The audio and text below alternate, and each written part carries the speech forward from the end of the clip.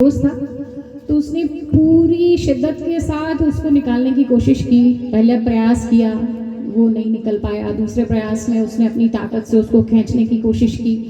अब चूंकि वो उससे उम्र में भी बड़ा, तो जाहिर सी बात है कि वजन में भी बड़ा होगा, लेकिन उसने हिम्मत ना हारते हुए आखिरकार उस दोस्त को कुएं से निकाल लिया।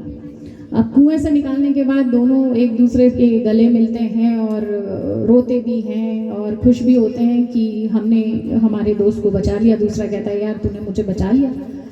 तो बोले, अब चलते हैं गांव में, लेकिन गांव में तो सब हमें डांटेंगे।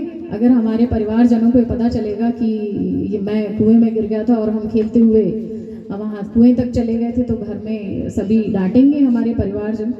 तो सारे लोगों को नहीं बताते हैं। फिर नहीं कहा, नहीं बता देते हैं। तो दोनों ने मिलकर के अपने परिवारजनों को बताया और गांव के सभी लोगों को बताया कि ऐसा ऐसा हो गया था और ये गिर गया था और मैंने इसको निकाला। तो गांव के किसी भी व्यक्ति को उनकी इस बात पे बिल्कुल यकीन नहीं हुआ।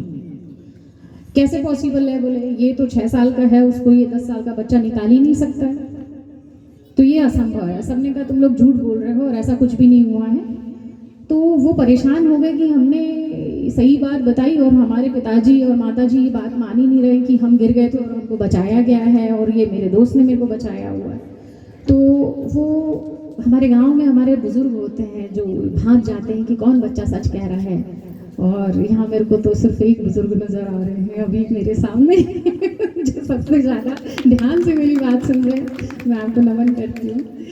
तो वो बुजुर्ग बच्चे की हरकत देख के पहचान जाते हैं कि बच्चा कितना सच कह रहा है और कितना झूठ कह रहा है। उनके अनुभव उस बच्चे को पढ़ लेते हैं। ऐसे ही हमारे बुजुर्ग हमारी शक्ल देख के पहचान जाते हैं कि हम सुखी हैं या दुखी हैं या किस बात से परेशान हैं। तो जब वो बच्चा उन बुजुर्ग के पास जाता है, उन बुजुर्ग का नाम होता है रहीम चाचा। तो वो जाता है, कहता है, रहीम चाचा ये ऐसा हुआ है और ये मेरा मित्र गिर गया था। और वो बताता, मैं गिर गया था और उसने मुझे बचाया। उन रहीम चाचा को उन पर बिलीव हो जाता है और रहीम चाचा ने सभी लोगों को बुलाया, पंचायत बुलाई। बोले, देखो ये बच्चों ने ऐसा ऐसा काम किया, तो तुम इनकी बातों को मान कैसे रहे हो? तो बोले, रहीम चाचा आप कैसी बात कर रहे हैं? क्या ऐसा संभव है? एक 6 साल का बच्चा एक 10 साल के बच्चे को कैसे बचा सकता है? आप ही बताइए चाचा, आप इतने अनुभवी हैं, कैसे बचा सकता है?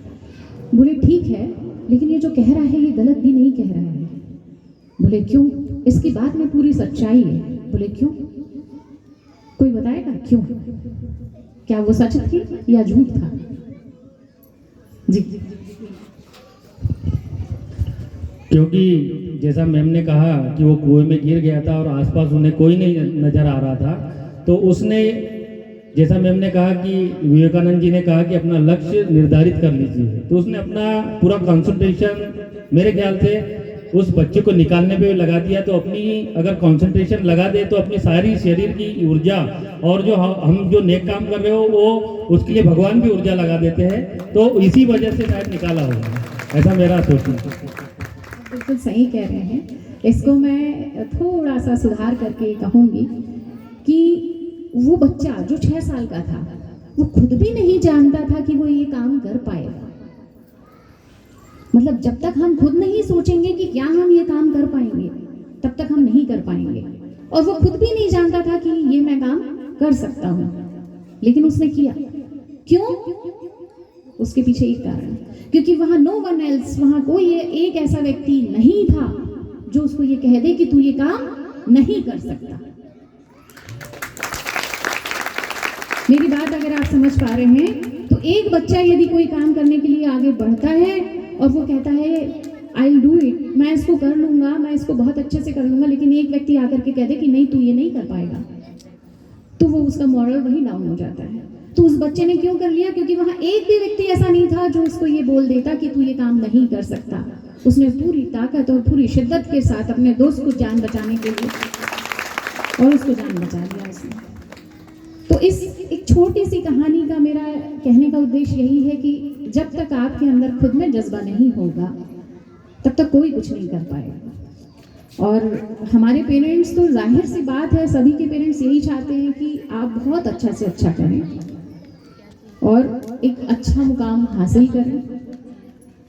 और आपको उस मुकाम को हासिल करने के लिए भी जो भी ज़रूरतें होती हैं वो सक्षम ना होते हुए भी हमारे परिवारजन, हमारे पेरेंट्स हमारे लिए अवेलेबल कराते हैं।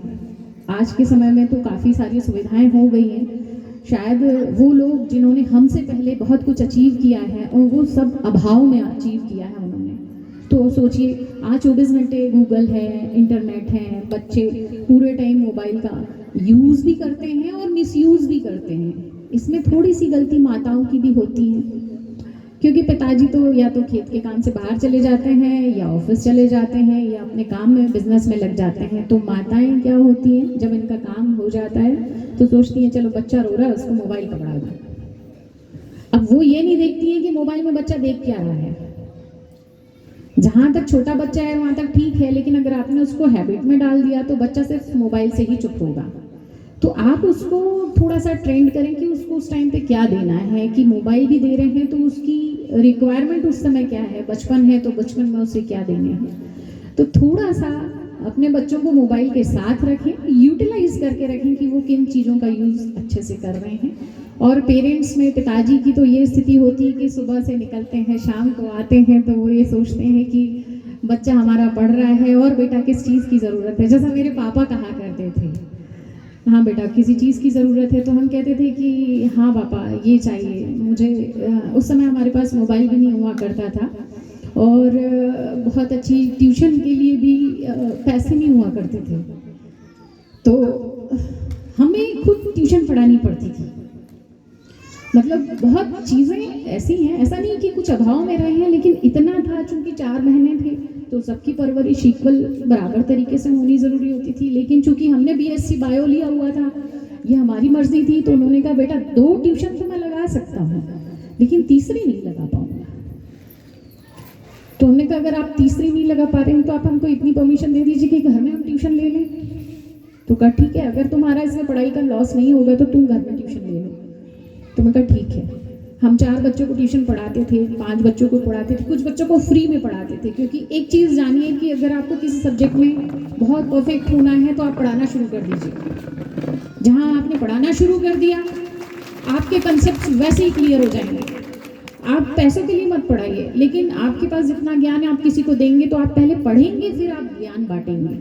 तो ये एक अपने शगल में ले आइए कि अगर हमें किसी को कुछ सिखाना है या हम ही कहीं परफेक्ट नहीं है तो हम बार बार करत करत अभ्यास के वो जो 2 लाइनें हैं ये हमारे ऊपर हम लागू कर